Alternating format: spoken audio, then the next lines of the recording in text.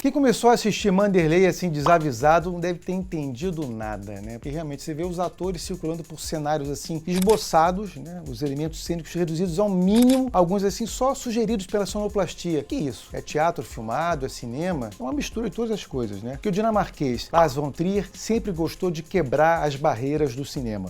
Ele é daqueles que gostam de agregar conteúdo e estética. Mas para falar de Manderley, tem que falar de Dogville, né, que foi o filme que apresentou o código, né? Esses dois filmes fazem parte de uma trilogia inacabada que se chama Estados Unidos, a Terra das Oportunidades, onde um dinamarquês faz uma crítica nada velada ao American Way of Life, focando basicamente na Grande Depressão Americana dos anos 30. Os dois filmes foram todos rodados em estúdio, e isso realmente causa um estranhamento, mas faz com que o espectador fique totalmente concentrado nas ações dos personagens e nas ideias que estão sendo discutidas ali. O primeiro filme, Dogville, ele apresenta a personagem Grace, interpretada pela Nicole Kidman. E ela aparece do nada, fugindo de gangsters, e tenta se esconder nessa cidade no meio do nada, chamada Dogville. Chegando lá, ela é recebida pelos habitantes, pelos moradores de lá, com todo carinho, com toda atenção. Só que, em troca desse refúgio que ela recebe, eles querem explorá-la de todo jeito. Ela vira uma espécie de escrava, tanto sexual quanto de trabalho, com tudo. Eles exploram, eles abusam dela, fazem torturas psicológicas e físicas. É um absurdo. Muito curioso ver os cidadãos ditos de bem, né, se comportando como grandes opressores. E no fim de Dogville, a gente vem a saber que a Grace não está fugindo dos gangsters. Os gangsters estão querendo encontrá-la e levá-la de volta para casa, porque ela é filha do poderoso chefão vivido pelo James Caan. Aliás, aí tem uma piscadinha de olho do Lars von Trier, que pegou um ator de O Poderoso Chefão do Coppola para fazer o chefão de Dogville. E graças ao poder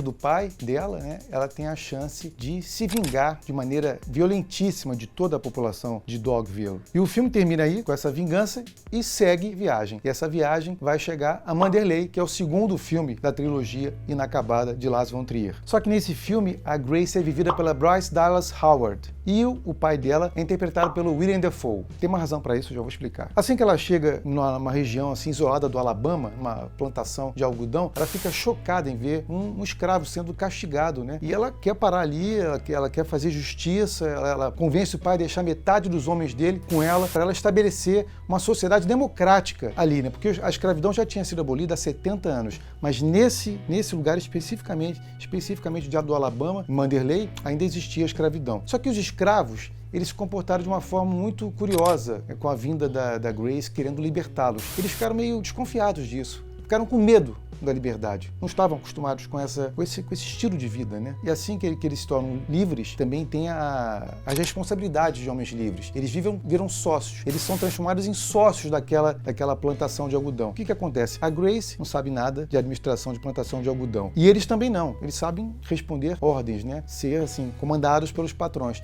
Então aquela plantação fica na miséria, eles perdem tudo, fica em estado de penúria total. E quando as ruínas acontecem, a gente vê o pior do ser humano ali, né? Tanto em termos de violência, em termos de preconceito, em termos de cada um por si, as pessoas se transformam. A ponto de uma senhora roubar a comida de uma criança doente. As pessoas são reduzidas à barbárie mesmo. O tema do racismo é abordado de uma forma tão, assim, desconfortável e intensa que os atores americanos, né, que fazem os escravos são em minoria. A maior parte dos atores que fazem os escravos são europeus. O Danny Glover é uma das exceções. Esse filme é realmente muito corajoso nas provocações que ele faz. Uma coisa curiosa também do elenco, né, é que vários atores do Dogville estão aí também no Manderley, só que fazendo papéis diferentes.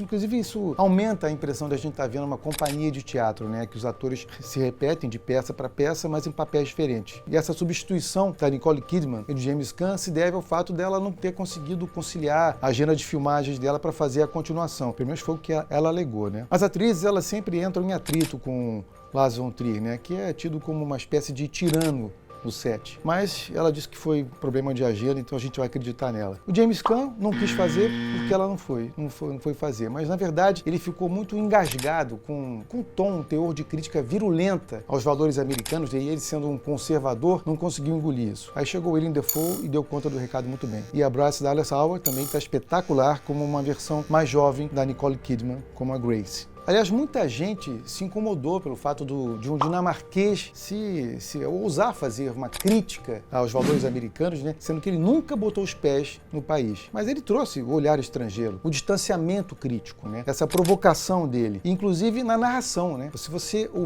for ver o filme desatento, não prestar atenção nas nuances de ironia e sarcasmo na voz do John Hurt, você não vai entender que aquilo ali é meio que uma tragicomédia. O Lars von Trier gosta de incomodar, gosta de provocar, gosta de mexer com as suas certezas, tirar o espectador da sua zona de conforto. Inclusive no final de Dogville e de Manderley, o Lars von Trier usa a música Young Americans, do David Bowie, em inglês, né? Que também é de uma irreverência assim a toda prova. Essa música, ela comenta um clipe de fotos reais e contundentes e perturbadoras mesmo. All the way from Washington, breadwinner stays at the bathroom floor. Live for justice 20 years, do we have to die for the 50 more? All night it wants a young American. Tanto Dogville como Manderley, nesses dois filmes dessa trilogia inacabada, Estados Unidos, Terra das Oportunidades, discute globalização, imigração, raça, construção da identidade nacional, todos esses temas embalados numa espécie de jogo lúdico cênico que você tem que ver. Gostou desse vídeo? Então vai lá no Telecine Play, que tem uma playlist sensacional. Telecine recomenda filmes intrigantes, cheio de filmes intrigantes para você. Aliás, deixa um like aí e se inscreve no canal. Até a próxima! All night it wants a young